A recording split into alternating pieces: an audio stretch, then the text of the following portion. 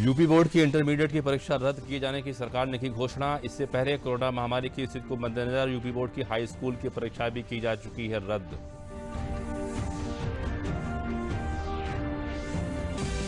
CBSE board की 12वीं की परीक्षा स्थगित किए जाने की सरकार के फैसले का शिक्षकों, अभिभावकों और छात्रों ने किया स्वागत। कहा, कोरोना संक्रमण को रोकने के लिए जरूरी है यह फैसला।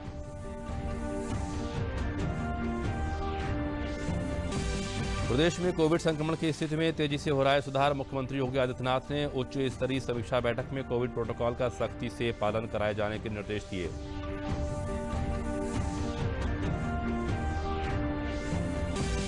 देश भर में कोरोना के खिलाफ टीकाकरण तेजी से बढ़ रहा है आगे। अब तक 22 करोड़ 10 लाख से अधिक लोगों को लगाए गए कोविड टीके। प्रदेश में भी 12 वर्ष कम आयु वाले बच्चों के अभिभावकों को टीका लगाने का चल रहा है अभियान।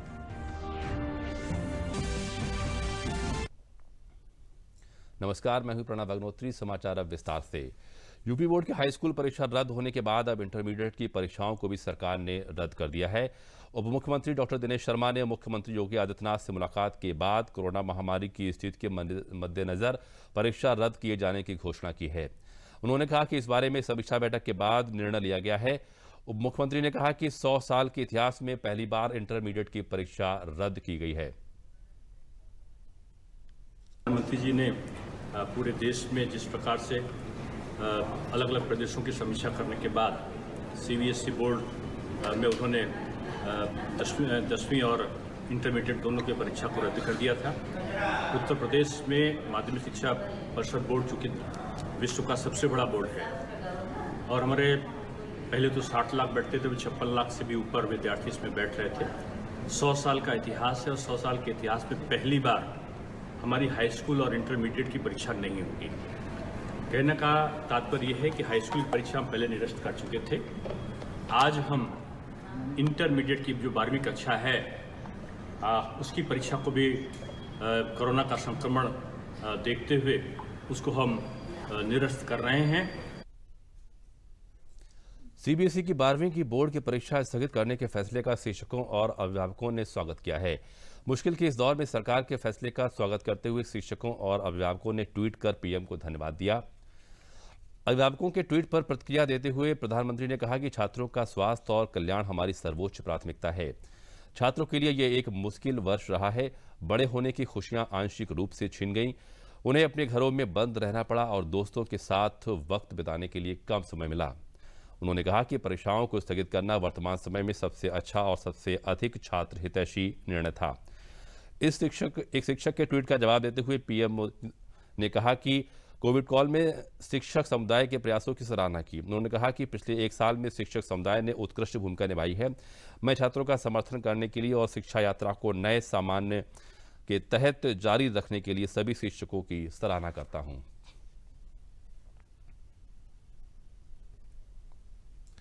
कोरोना महामारी और इसकी तीसरी वेब की आहट को देखते हुए केंद्र सरकार ने सीबीएसई बोर्ड की 12वीं की परीक्षा को रद्द करने का जो फैसला लिया है उसका बागपत के छात्र छात्राओं ने स्वागत करते हुए प्रधानमंत्री नरेंद्र मोदी को धन्यवाद दिया है।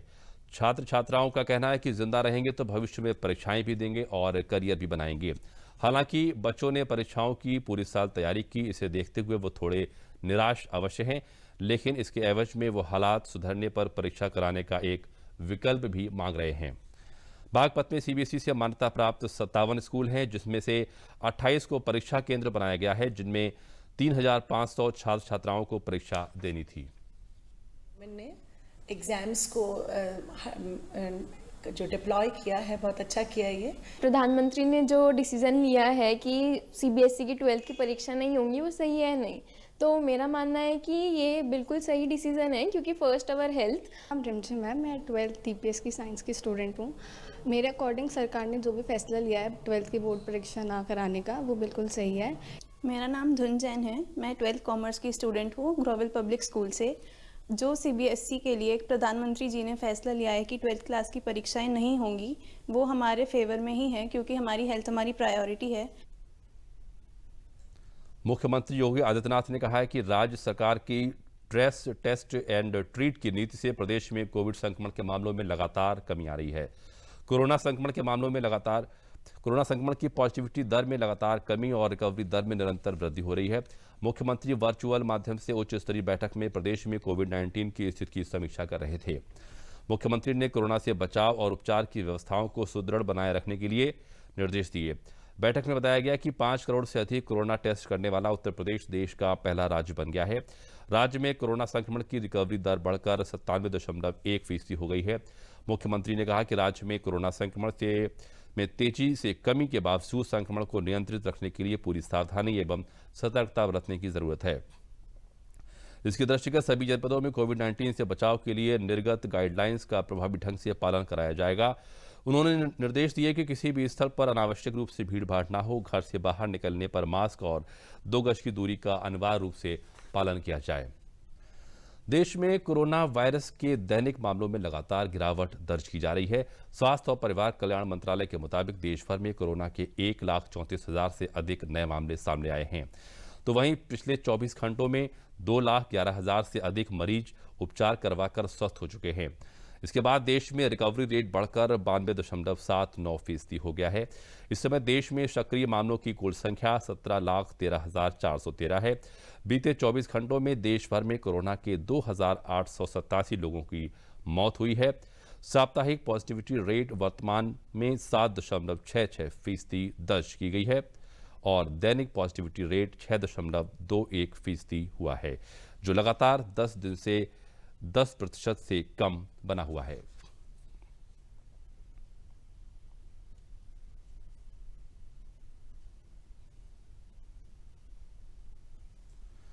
कोरोना के खिलाफ टीकाकरण अभियान में भारत तेजी से आगे बढ़ रहा है। केंद्रीय स्वास्थ्य एवं परिवार कल्याण मंत्रालय के मुताबिक देश में अब तक 22,10,43,000 से अधिक कोविड टीके लगाए गए हैं। वहीं पिछले 24 घंटों में 24,26,000 से अधिक टीके लगाए गए हैं। प्रधानमंत्री नरेंद्र मोदी के संसदीय क्षेत्र वाराणसी में टीकाकरण अभियान को रफ्तार देने के उत्तर प्रदेश सरकार ने शहर के 3 अस्पतालों में एक नई व्यवस्था की है। इस व्यवस्था के तहत 12 वर्ष से कम उम्र के बच्चों के अभिभावकों को वैक्सीन लगाने की अलग व्यवस्था की गई है, जिसमें अभिभावक बड़ी तादाद में पहुंचकर वैक्सीन लगवा रहे हैं। पेश है एक रिपोर्ट। वाराणसी में वैक्सीनेशन के लिए यहां सरकार ने एक नई व्यवस्था की है, जिसके तहत जो 12 वर्ष से कम उम्र के बच्चे हैं उनके अभिभावकों को वैक्सीन लगाया जा रहा है। वो अभिभावक जिनके बच्चे 12 साल से छोटे हैं उनको यहाँ टीका करने के लिए पोर्टल पर रजिस्ट्रेशन करा के आते हैं, तो फिर हम यहाँ रजिस्ट्रेशन करके वेरीफाई करके उसको वैक्सीनेट कराते हैं ताकि उनके बच्चे सुरक्षित रहे भविष्य में। और इसके लिए पब्लिक हमारी बिल्कुल जागरूक है और सभी लोग आ रहे हैं।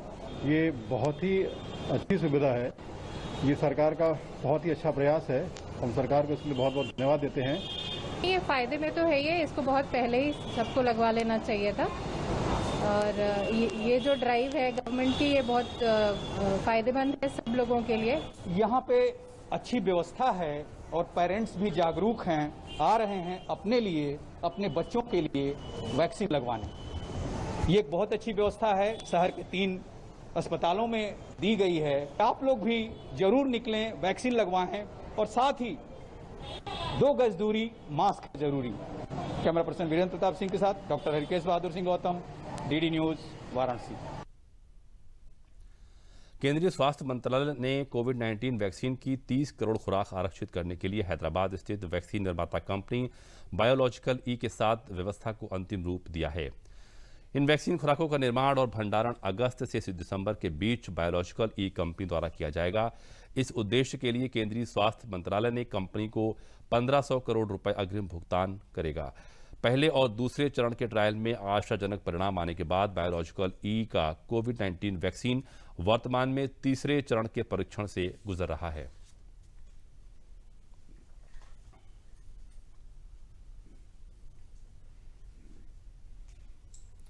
भारत सरकार ने 31 दिसंबर 2021 तक सभी नागरिकों को कोविड टीके लगाने का लक्ष्य निर्धारित किया है। टीकाकरण की रफ्तार को बढ़ाने के लिए लगातार नए कदम उठाए जा रहे हैं और इस बीच फाइजर, मॉडर्ना जैसी विदेशी वैक्सीन का भारत आने का रास्ता अब साफ हो गया है। Drug controller general of India ने फाइजर और मॉडर्ना वैक्सीन पर अलग से लोकल ट्रायल कराने की शर्तों को हटा लिया है। अगर किसी विदेशी वैक्सीन को विश्व स्वास्थ्य संगठन या अमेरिका FTS इमरजेंसी इस्तेमाल की मंजूरी मिल चुकी है, तो भारत में ट्रायल से नहीं गुजरना होगा। इन वैक्सीन को ब्रिज ट्रायल से भी छूट मिलेगी। साथ ही ये कंपनियां भारत में किसी भी तरह के कानूनी अड़चनों से भी बची रहेंगी। पहले 100 लोगों को वैक्सीन की खुराक देने के बाद 7 दिनों तक निगरानी की जाएगी। इसके बाद इन वैक्सीन को टीकाकरण अभियान में शामिल कर लिया जाएगा। इस बीच फाइजर वैक्सीन उपलब्ध कराने की दिशा में भारत सरकार के साथ लगातार संपर्क में है। अलीगढ़ जिले में कहर बरपाने वाली जहरीली शराब से जुड़े माफिया के खिलाफ बड़ी कार्रवाई शुरू हो गई है। शराब माफिया दिगंबर सिंह का सरकारी जमीन पर बने ट्यूबवेल व कमरे व देशी शराब के ठेके पर बुलडोजर चलवाकर तोड़वा दिया गया है। अन्य माफिया की अचल संपत्ति निशाने पर है। सभी अचल संपत्ति जब्त करने की तैयारी चल रही है। 50,000 के नामी ऋषि शर्मा की तलाश में प्रदेश के अलावा राजस्थान, हरियाणा, दिल्ली में टीमें दबिश दे रही हैं। पिछले 24 घंटों के दौरान शहर में 2 मौतों के साथ ही जहरीली शराब के प्रकरण में मरने वालों की संख्या 89 पहुंच गई है, जबकि प्रशासन 35 लोगों के मरने की पुष्टि कर रहा है। बढ़ती मौतों के कारण देशी ठेकों में मौजूद शराब हटाने का निर्णय लिया गया है। इन ठेकों पर विभाग नई सप्लाई देगा। अब तक 12 मामले दर्ज हुए हैं। 34 शराब माफियाओं को पुलिस गिरफ्तार कर चुकी है। बीती रात पुलिस ने नहर किनारे से अवैध शराब की पेटियां बरामद की। आज सूचना मिली कि थाना जवा क्षेत्र के भट्टे के कुछ मजदूरों की तबीयत बिगड़ गई है। सूचना पर पुलिस पहुंची तो पाया कि हाल ही में की गई छापेमारी की कार्रवाई से डरकर किसी ने अपने पास रखी शराब दूर सुनसान नहर किनारे फेंक दी थी, जिसे कुछ मजदूरों ने निकालकर अपने भट्टे में बांटकर सेवन कर लिया। मौके से अवैध शराब को सील किया गया है और घायलों को अस्पताल भेजा गया। इस संबंध में थाना जवा में मुकदमा पंजीकृत किया गया है। दी गई हैं उसमें और जो एडमिनिस्ट्रेशन द्वारा भी मिलकर के जो यहाँ पे अभियान चलाया गया है, उससे यह प्रतीत हो रहा है कि जो अपराधी है या जिसने इसको स्टोर किया था, कहीं पर भंडारण किया था, उसने इस जगह पे इस सामान को डंप करके यहाँ से वो अपना यहाँ से डंप करके चला गया है।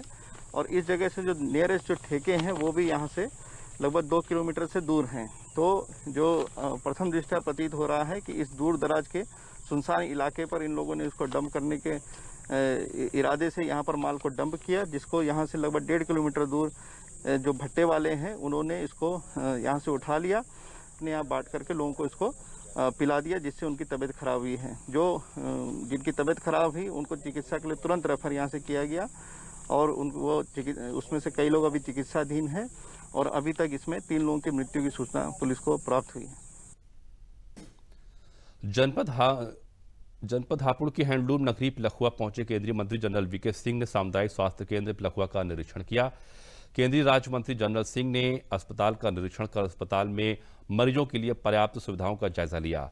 वहीं केंद्रीय राज्य मंत्री जनरल वीके सिंह ने मीडिया से बात करते हुए बताया कि तीसरी लहर की तैयारी चल रही है। बच्चों के इलाज के लिए जरूरत पड़ने पर बेड तैयार किए जा रहे हैं। इसके साथ ही अस्पतालों में ऑक्सीजन प्लांट लगाए जा रहे हैं और ग्रामीण क्षेत्रों को बचाने के लिए वैक्सीनेशन किया जा रहा है। वहीं जो अस्पताल लूट मचा रहे हैं उनके लिए टीम तैयार की जा रही है।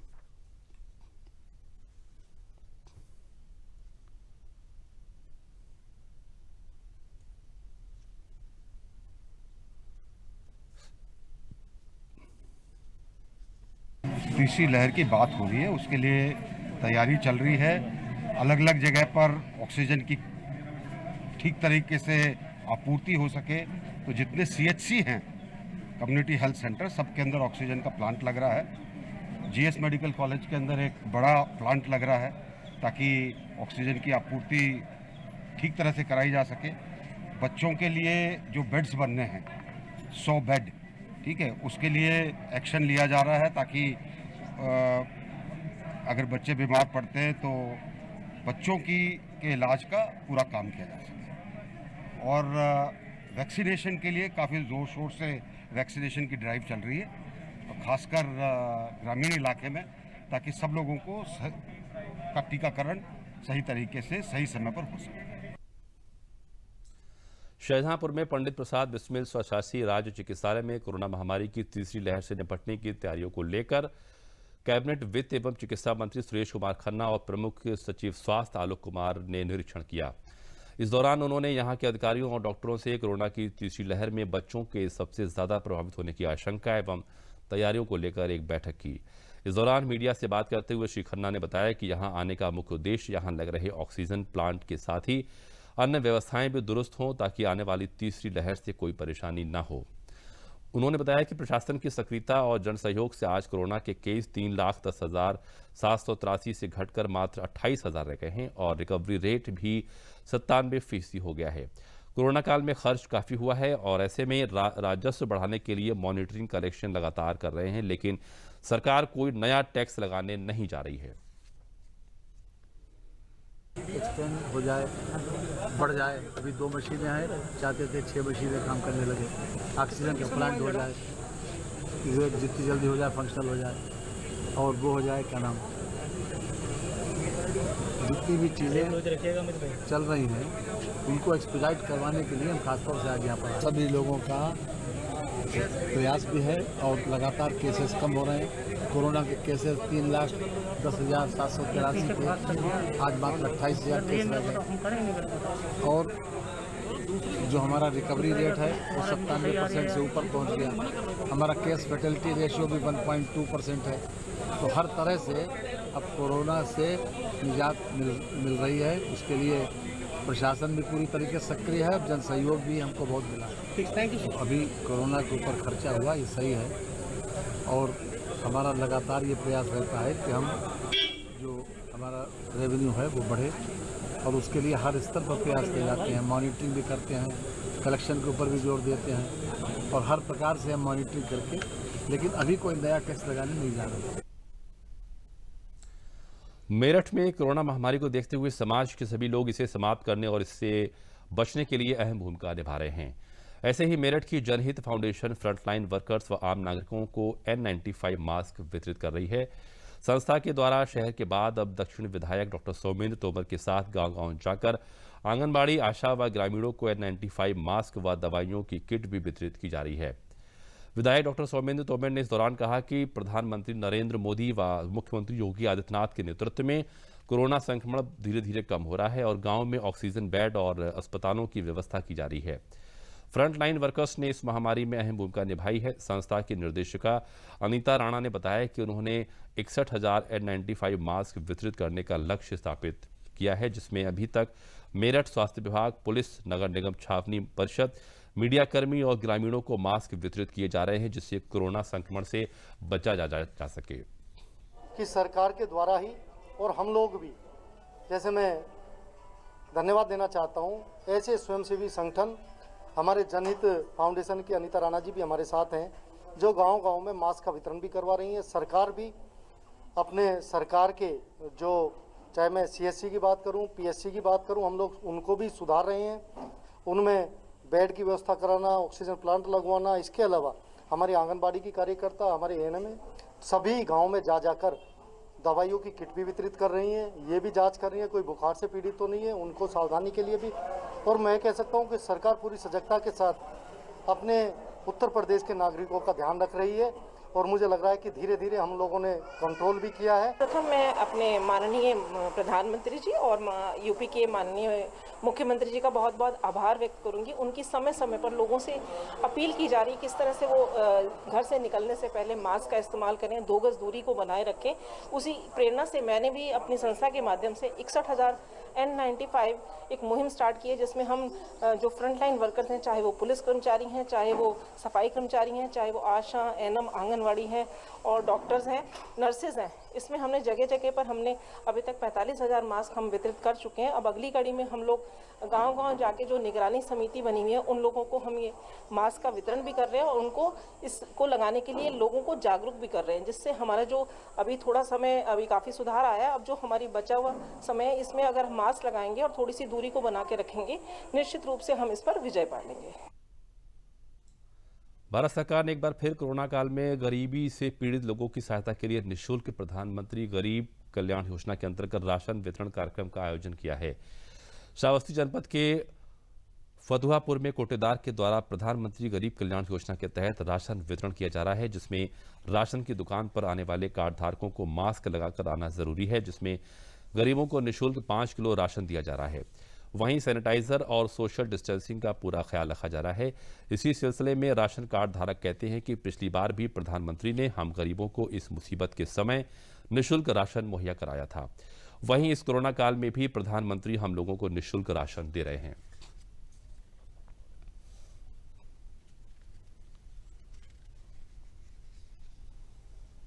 फ्री मिला था गेहूँ चावल दोनों। पिछले बार मिला था और फिर सरकार दे रही है और प्रधानमंत्री को धन्यवाद। फ्री मिल रहा है, पर साल भी फ्री मिला था और फिर फ्री मिल रहा है। मोदी जी का धन्यवाद। कोरोना काल में हम लोगों के साथ, गरीब लोगों के साथ, तो मोदी सरकार ने पिछले साल भी मतलब निःशुल्क राशन दिया था प्रति यूनिट 5 किलोग्राम, फिर इस बार भी दे रही है प्रति यूनिट 5 किलोग्राम। मैं इसके लिए मोदी जी को धन्यवाद देता हूँ।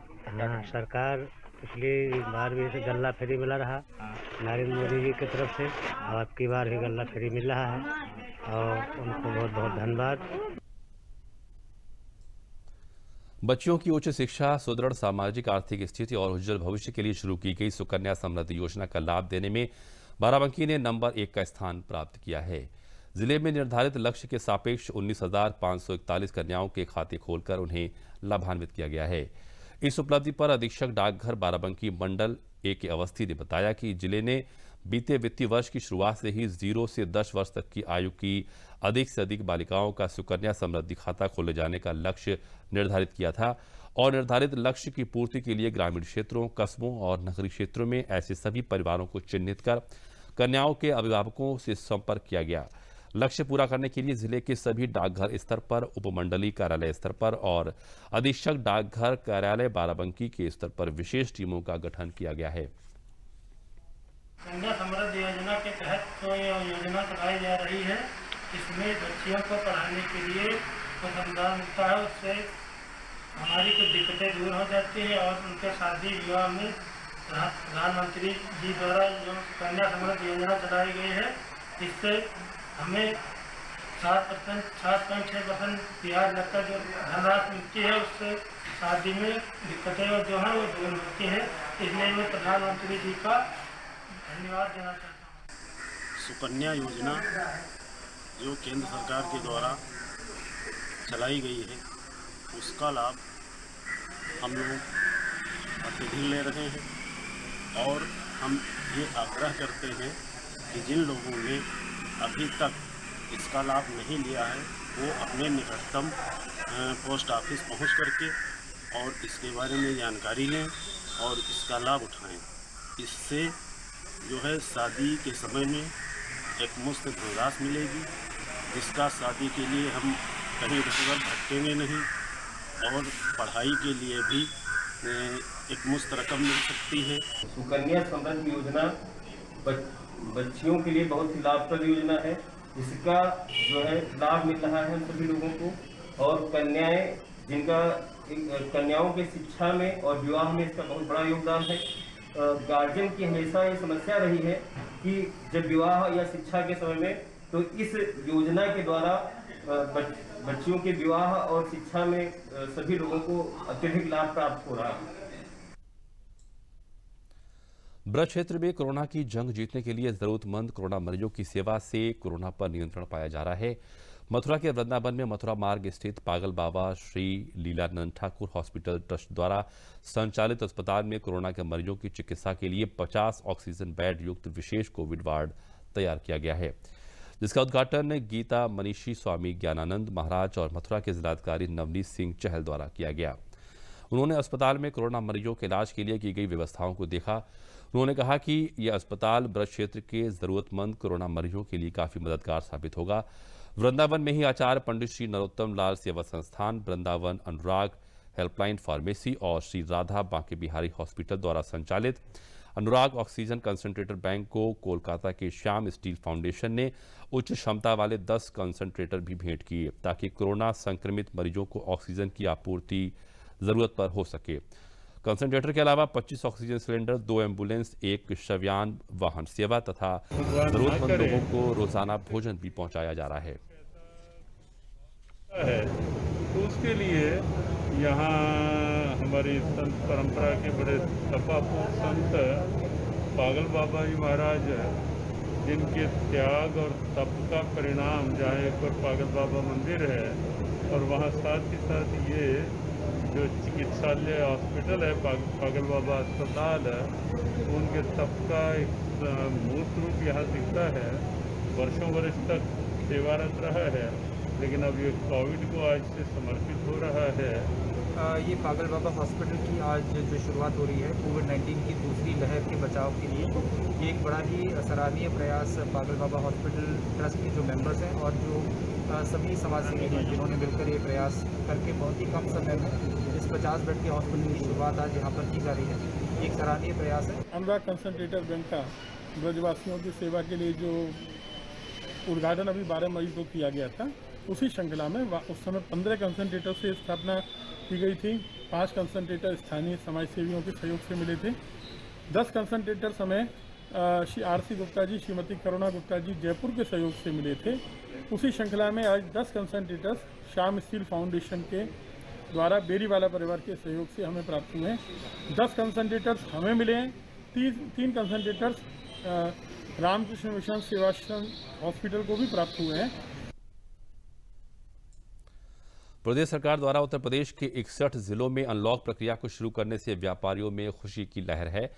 काफी दिनों से बंद बाजार को खुलने से व्यापारियों ने बड़ी राहत की सांस ली है।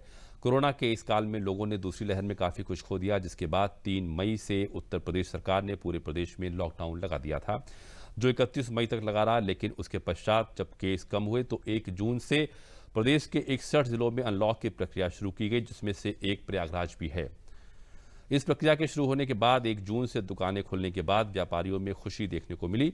इस मौके पर व्यापारी राकेश गुप्ता ने कहा कि यह सरकार की बड़ी अच्छी पहल है। कोरोना गाइडलाइन का पालन करते हुए व्यापारी दुकानों को खोल रहे हैं।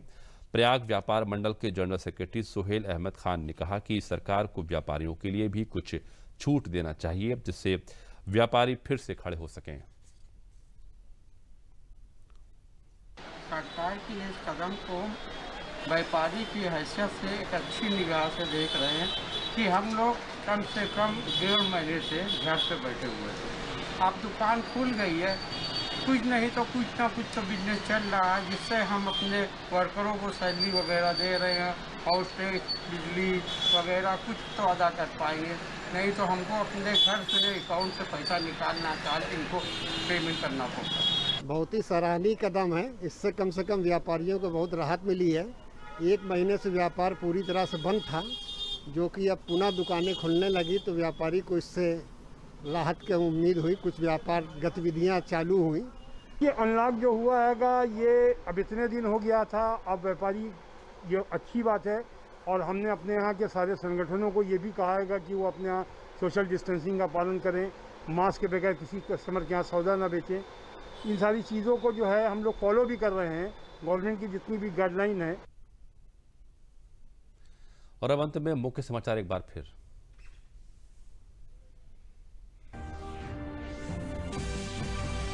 यूपी बोर्ड की इंटरमीडिएट की परीक्षा रद्द किए जाने की सरकार ने की घोषणा। इससे पहले कोरोना महामारी की स्थिति के मद्देनजर यूपी बोर्ड की हाई स्कूल की परीक्षा भी की जा चुकी है रद्द।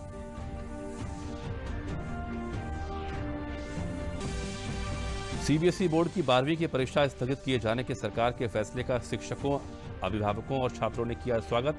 कहा, कोरोना संक्रमण को रोकने के लिए जरूरी है यह फैसला। प्रदेश में कोविड संक्रमण की स्थिति में तेजी से हो रहा है सुधार। मुख्यमंत्री योगी आदित्यनाथ ने उच्च स्तरीय समीक्षा बैठक में कोविड प्रोटोकॉल का सख्ती से पालन कराए जाने के दिए निर्देश। देश भर में कोरोना के खिलाफ टीकाकरण तेजी से बढ़ रहा है आगे। अब तक 22 करोड़ 10 लाख से अधिक लोगों को लगाए गए कोविड टीके। प्रदेश में भी 12 वर्ष से कम आयु वाले बच्चों के अभिभावकों को टीका लगाने का चल रहा है अभियान।